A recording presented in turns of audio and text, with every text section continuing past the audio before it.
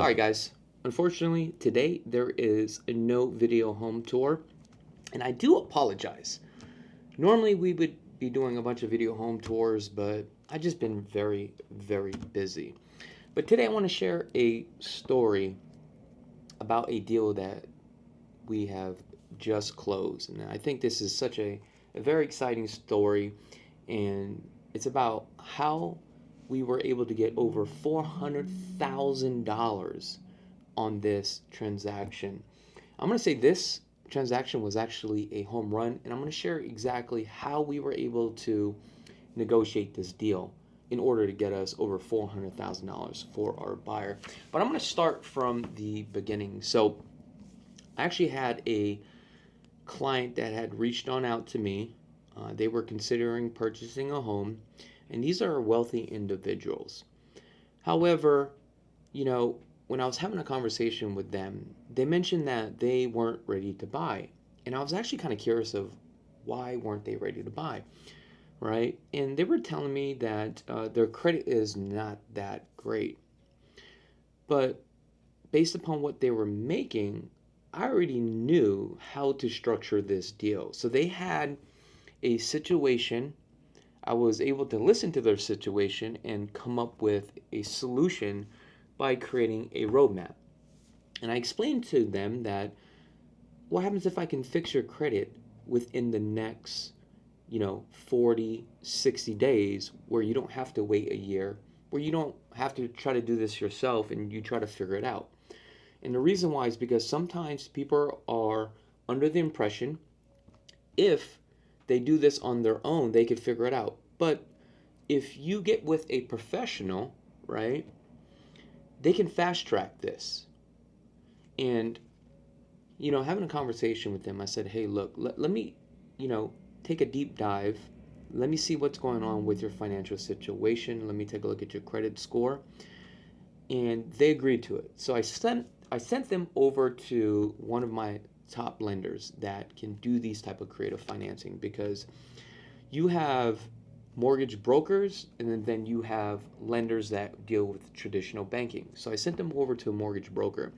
And the reason why this is important is because with a mortgage broker, typically they fund their own deals, then package up the deals, then they sell it off to the investor. And they may have more guidelines and they can do more creative financing versus if you went to like Chase, Wells Fargo. If you don't meet those guidelines, you're pretty much dead out of the water. But it really comes down to creative financing. So I do want to give credit to Josh Nieves with Merit Lending. And this guy's amazing. I've been working with this guy since probably, around like 2009. He actually helped me with my first loan, believe it or not. But so I sent him over to Josh. Josh looked at the file and said, look, they make really good money. They don't have a problem getting approved. However, the credit score is a little bit low, but we need to get them to a minimum credit score, right? And also we want to try to get them the best credit scores possible, because the higher the credit score, the lower the interest rate's going to be. Now, the type of loan that we were going for is a jumbo loan. Now, we actually got them approved and they were actually amazed. And this is about like 60 days later. And they had reached out to me and said, look, I think we want to buy. Okay. Now, one of the things that we had to take a look at is it better to put down 20% or 25%? Now, keep this in mind. If you put down 25% on a jumbo loan, you're going to have more favorable interest rates because you're putting more down. Okay. Jumbo loans are not easy to close because now it becomes a non-conforming loan versus a recourse loan, right? Now, what is a recourse loan? Typically, these are like backed up by Freddie and Fannie Mae, where you have to have some sort of collateral and you are still in debt if you foreclose on a home. These non-recourse loans where typically you could just walk away and that's pretty much it because you put such a big chunk down. So at this point, we set up an appointment for a buyer consultation. We go through the whole rundown as far as exactly what is it that you are looking for, right? Location is going to be very important. But also, I do want to tell you that what they were approved for was at $3 million. That's right, $3 million. Now, they wanted something roughly about 4,500 square feet. They had like kids. They wanted to be in an upcoming neighborhood, and they wanted to be in the Summerlin area. Now, when you get into the multi-million dollar homes, it is going to be very crucial where you buy. Okay, a lot of times buyers just get excited just to buy a beautiful big home, right, that looks all nice, but then we have to take a look at the near future of within that zip code, that local market. Will there be appreciation? Because when you start getting into this price point or any type of home, you always have to look in the near future, because you may not live in the home forever. Because believe it or not, certain pockets of certain zip codes may increase a higher percentage of equity from one neighborhood to another. So that's something that you have to keep in mind here in Las Vegas, because Las Vegas is very trendy. Now, we went out, we looked at homes, all over Summerlin, West Summerlin, Red Point. We went to Reverence, right? Then we took a look at some brand new homes, Toll Brother homes. And then we also looked at resale homes. And we were comparing, brand new versus resale. However, the incentives on the brand new homes were really good as far as favoring the interest rate, because they were giving you some money to buy down. But then on the resale, right, you couldn't negotiate that much for the buy down. But it's all about how to negotiate a deal. I'm going to get into this. I'm going to break everything all down. So we looked at probably about 10 to 15 homes.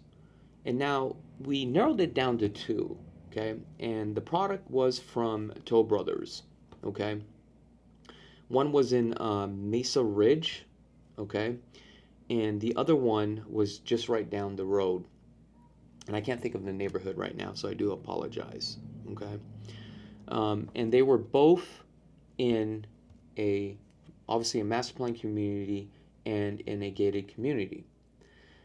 However, we had to figure out which one was better for us. So the brand new home that Toll Brothers, it was a single story, all the furniture was included, and that one was for about $3 million, but the square footage wasn't as big. I think it was only like 4,200 square feet. But you had like a pool. I mean, this thing was gorgeous. It was literally the model home. Then we went over to Mesa Ridge and we took a look at all the other homes in Mesa Ridge. So we identified that we felt that Mesa Ridge was going to hold a higher premium because of the amenities and the location, proximity to like all the shopping, and also to like all the parks, and how exclusive Mesa Ridge was. So we narrowed down our target search, and we knew that for add value for the near future, we knew that we were going to be in a great equity position, right? And we looked at a couple other homes in Mesa Ridge, and they were all pretty nice homes. I was very surprised of what you could get for the price. So now we found the home that we liked, okay? And I'm going to kind of give you the rundown. So this home was listed at the time that we looked at this at $3 million. And it's a 2-story modern home that is 5,119 square feet. It had 5 bedrooms, had a den, a loft, total of 5 toilets, right, or bathrooms. And the home was actually very decent. And I looked at the lot size, because the lot size was roughly about 10,000 square feet. And then the way that the home was positioned, you had like some side extra yard. And I already knew in like Mesa Ridge that lot premium was probably about 380 to 500,000 during the time of the sale, because I remember that when we were buying for investors, and I've sold multiple homes in there, that the lot premiums, they were doing blind bids. I knew the value of that home. But we looked at the $3 million. I already knew this was a good deal. Okay? So I'm going to walk you through the process. So we got approved for $3 million, and now we have a letter of approval. Okay? So we looked at the home. We narrowed down. We said, okay, we like this home. So now we're going to go through the process of submitting the offer. How were we going to submit the offer? Client had asked me, and I said, look, give me a second. So what I did was I contacted the agent, okay? I probe the agent. Now, the reason why I do this is because I want to see what is the position of the seller and where do they stand, okay? Now, I've noticed this home was on the market for like 160 days, and the asking price at that time was 3,150,000, I think it was, but they couldn't sell it, so they reduced it down to 3 million. So that raises a red flag for me. Not in a bad way, in a positive way, right? So after, probing and asking questions, come to find out this property was being leased, okay? And that the owners, what they did was they bought the property in 2001, okay? They built it. I knew exactly what they paid for it because I went to the tax records. They did some upgrades, but they didn't do all the full cosmetic upgrades. And I had a general idea by looking at the home based upon the upgrades and the electrical upgrades. I had a general idea what they paid for it. So now that gives me a full picture of what this home is really worth and how we can strategically negotiate this deal. So I told my client, this is the game plan. We are going to offer $2,750,000. We're going to put down an earnest money deposit of $90,000, okay? We're also going to negotiate the appraisal contingency for 21 days, okay? What is appraisal contingency?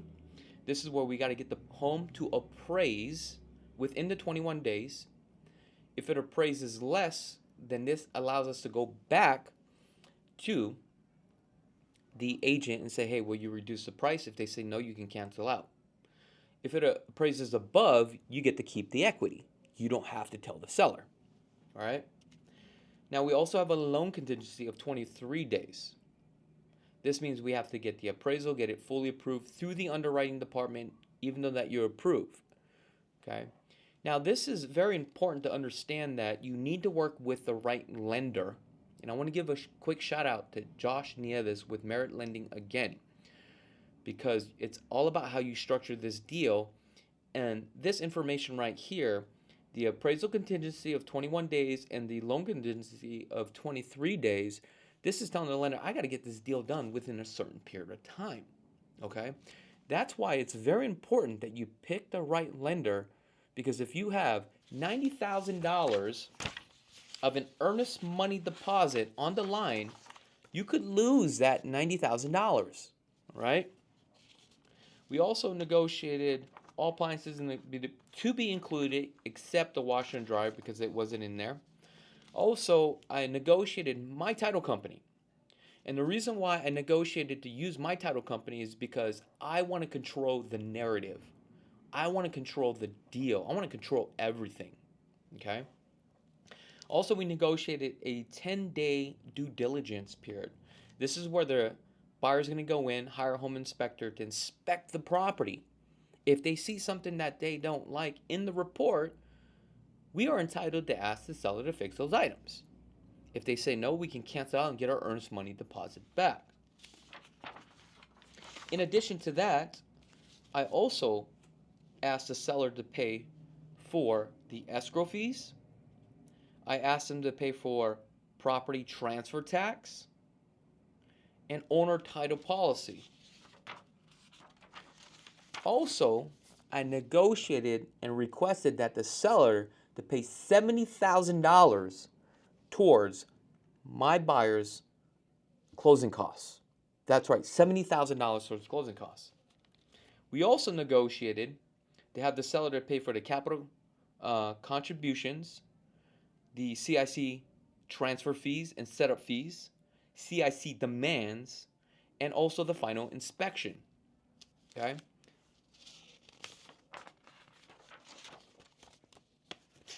We negotiated a 3-day walk before the end of closing. So this allows us to walk through the property to make sure that whatever we negotiated during the home inspection that the seller agreed to fix, those items were fixed before we close this transaction.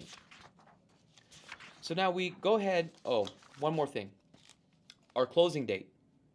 We negotiated to be 30 days or sooner. once we have a fully executed contract. Okay? One of the things that we also added here in the contract, any remaining balance of any lender or closing fees to be applied towards the buyer's closing costs and non-recurring costs and our interest rate buy down. This verbiage is so important because let's say the total closing cost was only $60,000, but we requested $70,000, but we got the $70,000.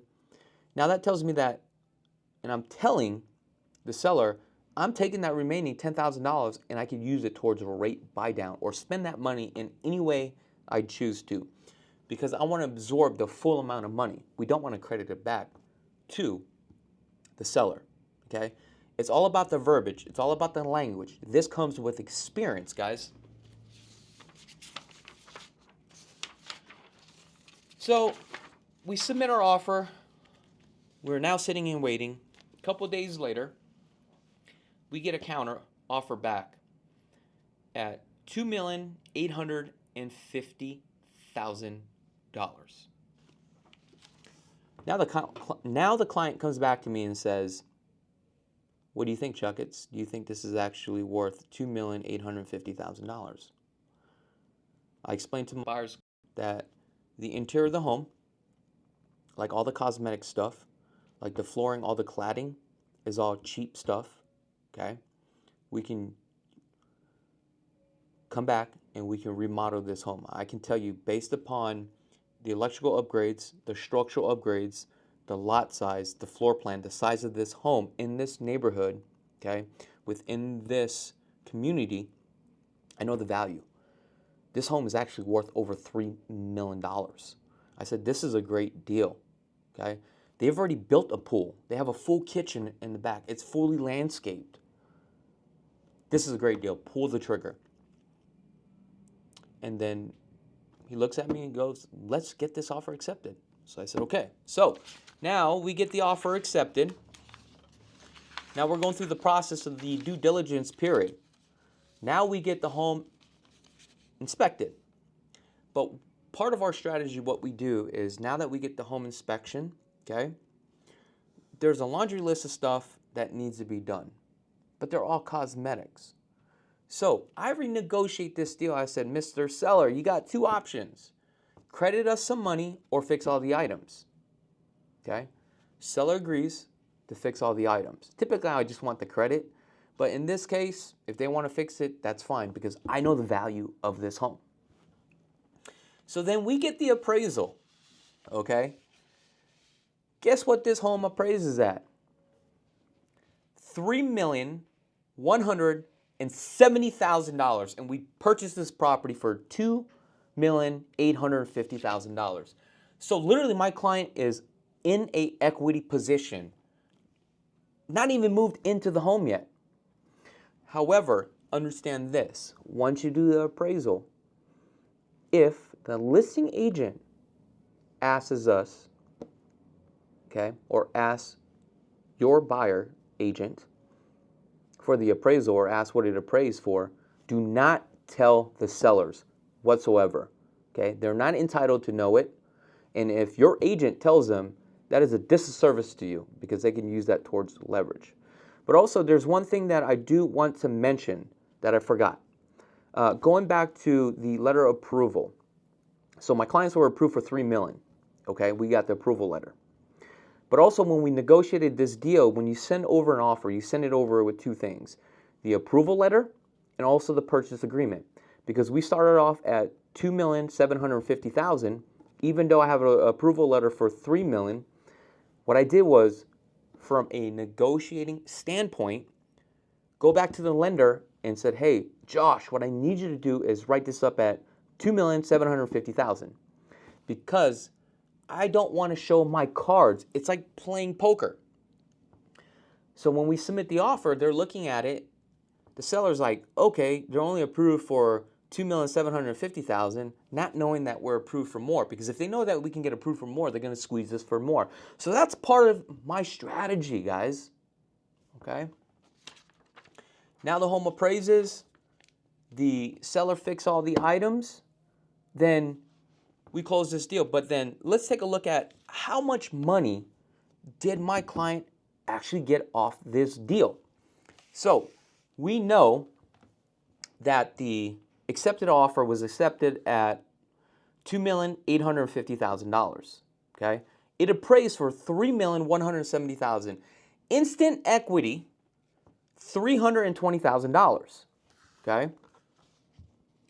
Now we also got a seller credit to pay towards closing costs, $70,000. We've got escrow fees that we negotiated. We were able to get that, $850. Property transfer tax, $14,000. Okay, $14,025. Owner title policy, $6,207. HOA fees, right? Transfer fees, all that combined, okay? $3,893. So the total amount that we got off this deal, $414,975. Guys, this was a home run hit. And the reason why is because of the negotiating strategies, doing all the homework up front, looking at everything from a bird's eye view, collecting all the data, right? Probing the agent, doing your research, and I was able to see what was going on.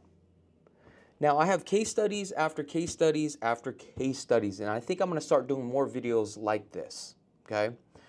Now, if you are just watching this channel for the first time, okay, and you're thinking about purchasing a home, what I want to offer you today, and this is something that we are starting to do on a consistent basis, no matter whatever your situation is, you've got bad credit, okay? You don't know what your DTI is, right?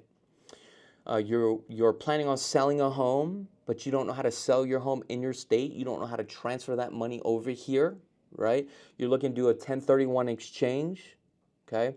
Whatever your situation is, right? I want to offer you guys today a free video conference call. It takes about 30 minutes, okay? We schedule up an appointment. You tell me exactly what your situation is. What is it that you want to have happen? And I have the solution by overlooking your situation, putting together a piece of puzzle. Now we have a full picture. Now we have a roadmap to get you where you want to be in a faster way. Guys, I've been doing this now for 16 years. I've seen it all, okay? And I want to help you out. So, if you would like a free video conference, okay, call with me, all you guys got to do is check out the description below and just give me a call. Or just shoot me an email, let me know when you're free, and we'll go ahead and schedule that. Now also, if you guys like more video content like this, please let me know. Also, another thing I do want to promote is the mortgage hacks, okay? This took me a very long time to write this out, and with over 16 years of experience working with multiple lenders, there's so many tips and tricks in here on how to save thousands and thousands of dollars of the life of your loan. All right, guys, that is pretty much it. I wish you guys nothing but the best, and be blessed, folks. Peace.